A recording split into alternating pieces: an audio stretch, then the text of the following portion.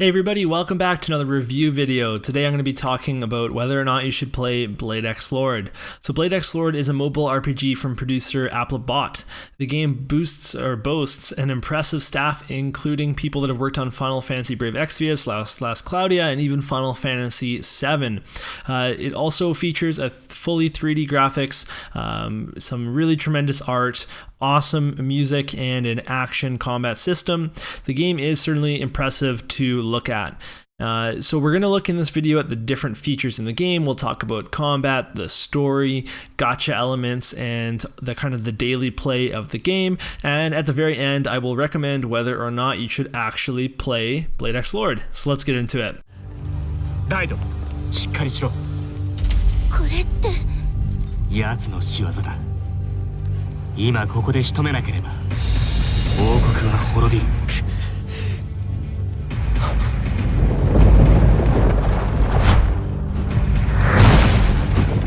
Alright, so we're going to start off by talking about what there is to do in Blade XLord. So the story mode in Blade XLord is fairly standard. You're going to adventure through the world, completing different stages, fighting multiple rounds, trying to complete certain objectives to earn bonus rewards. There are also a bunch of side quests at each map location, and these side quests are often accompanied by a mini story arc that will give you some insight into the lore of the world or the story, or sometimes they're just silly nonsense, but they're usually pretty enjoyable. Besides playing through the story, you will also spend a lot of time on grindable, repeatable stages that drop important things to boost the power levels of your weapons and your units. There's also going to be fairly regular story events that will come out in the game, and each of these events is going to have its very own storyline, and they've all been great so far. And then after you complete this storyline, you're going to unlock some farmable quests that will give you event tokens, and they will also give you keys, and these keys will unlock attempts at a boss fight, and the boss fight will give you a score, and you just keep trying to raise your score to get even more rewards. So it is a nice system that is constantly giving you rewards, and you can choose how to spend your tokens, so that's pretty good as a way to kind of take a break from farming and do something different. In terms of endgame in Blade XLord, there are two main pieces of content. The first one is a super high level, and by super high level I haven't even beaten it yet, option called the Grim World, and in this area you not only need a powerful team, but you're also going to need the right strategy to win. But the main endgame content that's accessible to the majority of players is the rotating Knight's Order and Deca Trials events. So every few weeks there's going to be a different element of Knight's Order event that will open up with a boss to fight. You farm that boss as much as possible to earn event tokens, and you use that to power up your party. You can also buy consumable items that will be used in the next version of the fight. So then after a few days of the Knight's Order, we get something called the Deca Trials, and this is a ranking system. So we're competing against all the other players, and you try to get as high a score in the Deca Trials as possible. So you can do as many times as you want, but the only thing that matters is the highest score that you get. So it takes a lot of strategy in order to do this. And then once we've completed that Deca trial, there's going to be top 12 players on the server that will get a special weapon, and the top player actually gets to pick 3 units and 3 weapons that will be featured in a one-time only free-to-pull banner for everybody else on the server, which is a really nice reward and kind of a cool way to get the community involved in the game. The Deca Trials greatly reward players that build a team with the opposing element of the boss. So the game encourages you to build many different elemental formations, but we're going to talk more about this during team building in the gacha section of this video. Now, I can't review Blade XLord without mentioning the auto loop system.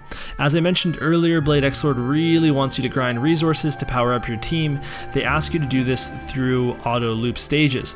These stages are built to be farmable and offer different rewards at different drop rates. For example, you can farm experience items at some stages, or weapon items at others, and limit break items for certain elements at more. So there's all these different stages. They're divided by elements and they're only open certain days of the week, so you need to be very selective and plan ahead in order to make the most of it. Once you pick an auto loop stage, you can choose to repeat it up to 999 times, and you can also choose to auto restart if you wipe, to use a stamina potion if you want, and then once the mission starts, you can put your device into a power saving mode and just let it run. But herein lies the problem with auto looping. No one can leave their device on for hours and hours at a time, especially not in a 3D action mobile game like this one. The drop rates are so low as well that you realistically need to be auto looping every single night, the full night, in order to power up a team quickly for the Deca trials. I played this way for a long time, and I noticed that the fan of my laptop started to run more and more, and at that point I said, well, I can't be leaving my computer on all night any longer. So this system of farming and powering up your units also means that 99% of the time the game is on, you're not actually playing it. And this discouraged me from doing things like, well, playing the game and interacting with my guild and chatting in the guild function and other things like that, because if the game was open, I was auto looping. So the good news is that the development team recently had an AMA, and they told us that they are looking to completely revamp this system and do this in both the Japan and the global server, and hopefully implement some sort of a idle system instead. Now, if this were to happen, it would definitely change my opinion of the game quite a bit, and it would make it accessible to a lot more players. Combat in Blade XLord is simple but fun. You control one character of 4 in your formation, and you have 4 skills to choose from while your unit auto attacks. You also have access to your other unit's brave skills, which cost a rechargeable resource to cast. The unit that you control cannot use its brave skill, but it can use the Soul Burst system, which is a system that reduces the cooldown of all of your skills drastically. So the object when you're fighting a boss in this game is to fill up their break gauge, to put them into a break state, and then during that state, all of your attacks are going to just be critical hits, and you're going to be able to deal a large amount of damage. Combat in Blade XLord revolves all around breaking opponents and then maxing out your damage once you have broken them. Units are split into 3 groups: DPS, tanks, and healers, your classic holy trinity. You can further break DPS into units that are very good at breaking bosses, and units that deal lots of damage to bosses. And there also are some support units that have ways to make all of your other units do what they do better. So generally you want to build a party with 1 tank, 1 healer, and then multiple DPS. However, the more DPS you can put into a party, the faster you can clear stages, and that is a good thing when you have to do a lot of auto looping. You want to be able to complete stages as quickly as possible to get more loops in, to get more drops in. So there are reasons to build 4 DPS parties or high break parties, etc. So one of the fun parts about combat in Blade XLord is building a party that synergizes together. Through your choice of units, weapons, and accessories, you can try to increase the amount of times your party can break bosses, or the total amount of damage that you can do to a boss, and this is going to make the gameplay really fun. Once you've put everything together, it's really satisfying to see it all come together. You can also use autoplay in just any sort of battle at all, and the feature in this game to autoplay is quite good. Your party tends to take out all the ads before fighting the boss, which is good, and the only caveat of auto is that your auto will not use any brave skills. It will only use your unit skills and then your soul burst. So it's not going to be as efficient as you would be if you were playing, but it is going to be able to clear things pretty easily on auto. So the gacha system in Blade XLord has the players trying to pull weapons and units.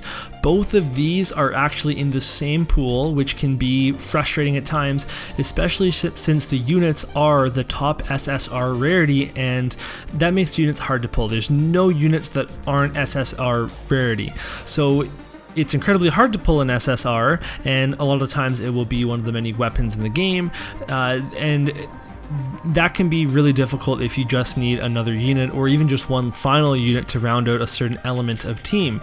Dupes in this game are not needed for success at all, meaning that you're not dependent on spending money to get them. However, that has a side effect of making dupes feel pretty bad, since they only add a +1 bonus level to the unit that you pulled and give you a small refund on some of the Lord Stones, or the consumable resource you use for pulls. I think only about 100 when it costs 1,000 to pull the unit. These bonus levels can also be granted to your units by using a Scroll of Secrets, which is an item that you can farm, albeit at a very low drop rate, but still something that you can farm. It's something that's accessible to everybody, so really dupes feel pretty bad in this game. So Blade XLord also features weapon summon tickets, which you will get a lot of, and I'm serious, I've used probably about 10,000 tickets since I started playing. With these tickets, you will mostly get normal and rarity weapons, but you will also get a ton of SR weapons as well, enough to fully limit break them and deck out your entire party with SR weapons. This makes summoning worth it only for the SSRs, because you're going to fill up your inventory with all the other weapons in the game, and you can sometimes summon and not get an SSR at all. The game does have a pity shop where you can trade in weapons for currency, and the summoned weapons that you pull trade in for more tokens, and in that shop you can buy things like guaranteed SSR units or SSR tickets, weapon tickets, which is really good. But at the same time, just without pulling an SSR, there really is no reason to pull, because you can just get everything else through farming in this game. Even with the silver weapon tickets, you can pull SSR weapons on them. It's incredibly rare, but it does happen, and it has happened to me.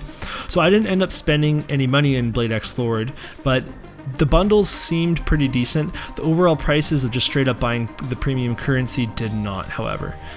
So in Blade XLord, the strongest parties are all generally going to be from one element of units, and that's really important because weapons in this game generally have passive buffs that buff the same units as the element of the weapon. So for example, if you have a full water party with full water weapons, then they're all going to get water attack up, water defense, water health up, and they're all going to be way stronger. But if you have a mixed party with a lightning unit and a water unit and a light unit and a dark unit, and they all have different element weapons, then very few people are getting buffs, and your overall party strength is going to be much lower. So because of this, you really need to pull in one element and make sure you have a good team in one element, and eventually you want to try to build into every element so that you have different teams in different elements. And this concept is really cool because it means that you're going to have to play with lots of different units. Your one mega team can't do it all, and you're going to be better off building other formations. However, if you can't get these units via pulls, then you're just kind of out of luck because you can't clear content that is elemental restricted, that has for example, the Deca trials are so much easier clearable by when you have the correct element. So that is kind of frustrating at times, but because elements are so important, this game does have a lot of element rate up banners, and eventually you should be able to build out your roster of units so that you can have an element or a formation of every single element on your roster. So I'll also quickly talk about the story in this game. Blade XLord's story is easily one of my favorite parts of the game.